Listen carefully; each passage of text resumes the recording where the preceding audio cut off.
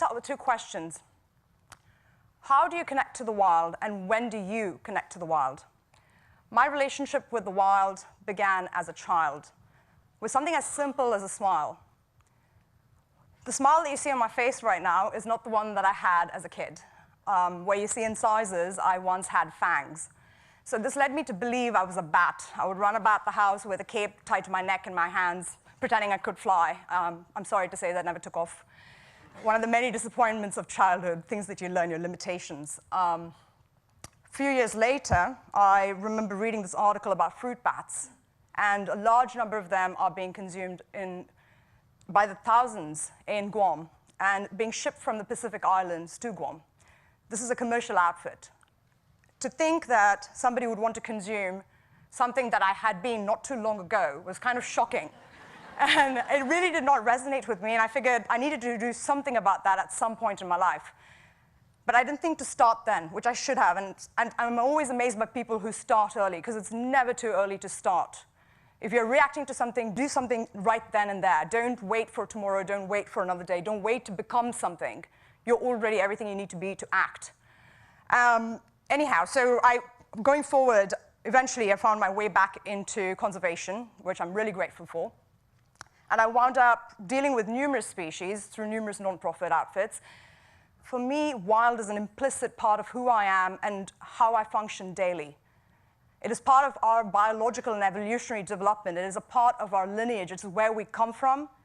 It is our past. It is in our present, and it should jolly well be a part of our future. And that is why I do what I do, because it is so important to me to evoke this connection that I feel on a cellular level in every individual I encounter every day.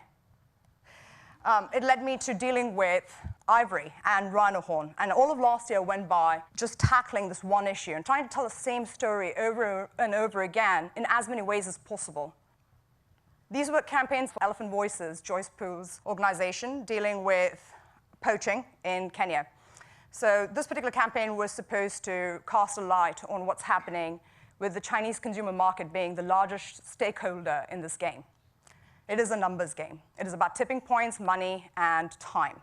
And time is running out at the cost of these animals. So this particular campaign shows these two Chinese characters with spells China in Chinese, the Zhonggu, and beneath that, I've written, "Stop the trade, every tusk costs a life."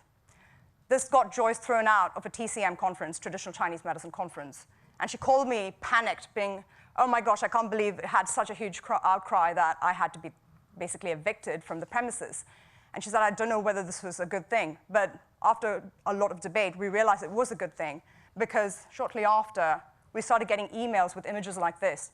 This was the less shocking image. I got emails with people who had tattooed this onto their backs and arms. I was surprised that a single artwork that I'd created could have such deep impact on people's lives, that they felt like it could extend their voice and empower who they were and what they stood for in the world.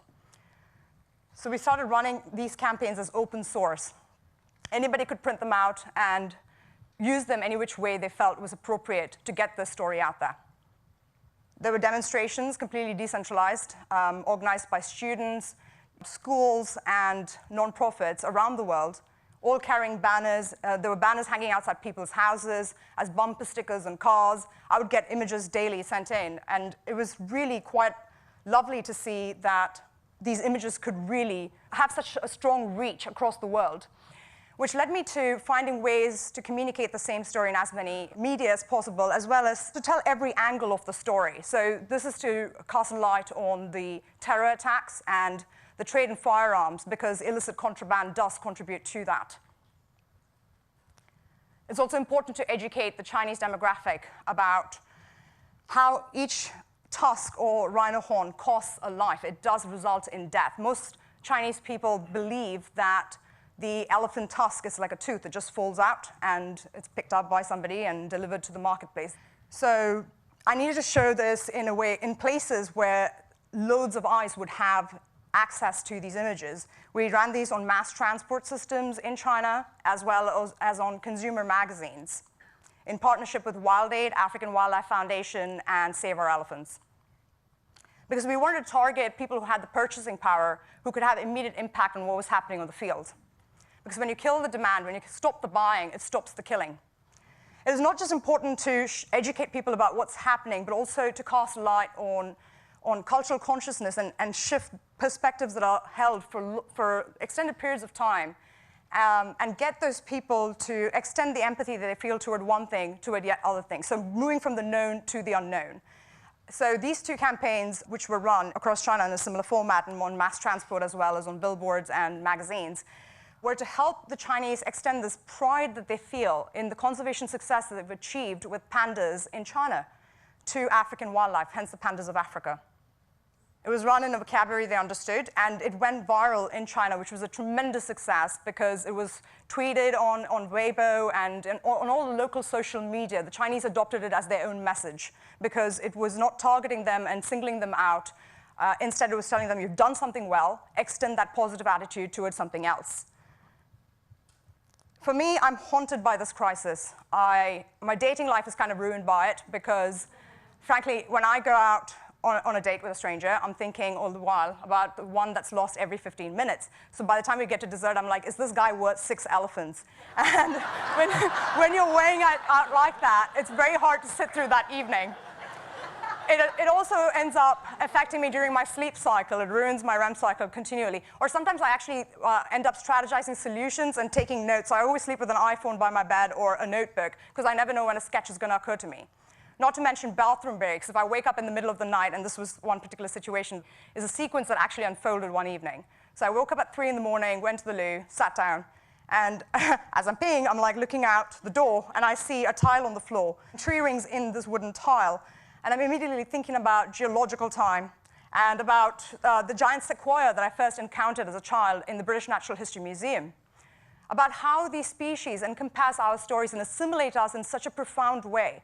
This particular sequoia ring started out its life in 557, and from there, moving forward, it has assimilated the rise of Islam, the spread of Christianity. It has seen so much, down to the birth and death of Gandhi. You know, and when we cut a tree like that down, we're cutting this huge part of our history down. So when a species goes extinct, it's not just about that one individual or species that's gone off our radar, but about the fact that this huge part of our story has just gone missing. And that is such a terrible loss to me. So immediately got to the desk, didn't go back to bed, started sketching out a rhino, juxtaposing this tree ring into it, and then trying to find ways in which I can show how time is lapsing for the species. So the primary horn became a sand timer, but a blood timer, so every drop that falls is adding to that narrative of loss. And the secondary horn is a metronome with a AK-47 going back and forth, keeping count. The eye of the rhino has a clock that reads a second before midnight, because if you compress geological time into 24 hours, we came onto this planet a second before midnight, and we've had this immense amount of impact, changed the face of this planet within that second. So how do I extend that same narrative onto yet other ideas? And so this was about elephants, hence burning off the ivory, the stockpiles, thinking about how that connects to China. So incense clocks were what they used back in the day, so burning of incense. And then thinking about how the target swings back and forth, just waiting for them to be culled down. Moving that forward, how can we evolve this into a solution? It's about having a rise in our energy consciousness, not just moving to new energy economies, but also finding this deeper spiritual connection to nature to see if we have the capacity to rewild ourselves, despite being disconnected, despite living in the cities that we live in, if there is an honest way in which we understand that the rhino is a part of who we are, that the elephant is a part of who we are, and we cannot live without them in this world with us. This particular campaign I ran in New York to raise funding. It was crowdsourced, so every time a donor contributed to this particular campaign, I would replace a graphically illustrated hand with an actual human hand. When we finished raising funding, I had all the human hands out there. And this is the power of us coming together. All of this resulted in me getting a billboard up in Times Square on Broadway between 46th and 47th in partnership with Loud Source and March for Elephants for a month. It ran 24/7. And I'm going to play the spot for you.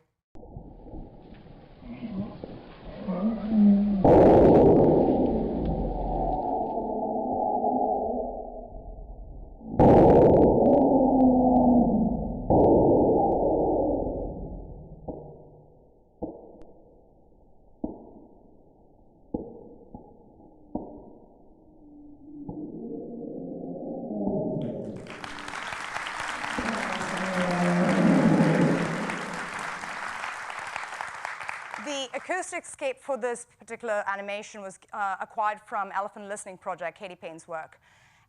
This was an actual recording of a poaching incident in Gabon. So you hear the shots being fired in the beginning, the elephants groaning, succumbing to those shots, and then you hear the poachers hacking into their faces. And the sound of that, that's the axe hitting against the bone and also the tusk. And you hear them groaning even after. That's because they're alive and conscious for this. You actually see elephants in Africa stumbling about with completely caved-in faces because they've eaten in with an axe, and it's still alive. So you have to wait for that elephant to fall before you can even handle what's happening with it. So it's a pretty grisly trade. It's really brutal and bloody. Oh, by the way, that particular campaign got over 1.5 million views. That's 1.5 million eyes that were reached, minds that were reached, and hopefully changed in some way by that campaign. I did have a lot of people come up to me and ask me what ivory was, which was a little shocking. So it's the world we live in. So the need to educate, I cannot underscore that enough. If you know, transmit that knowledge. It has to happen now. Use social media. I mean, taking a selfie is not just about like who we are today, but who we are has that power. You know, becoming that selfie means that you have a stand in this world, you have a place in this world, and therefore you need to speak up through it. Use yourself as a vessel.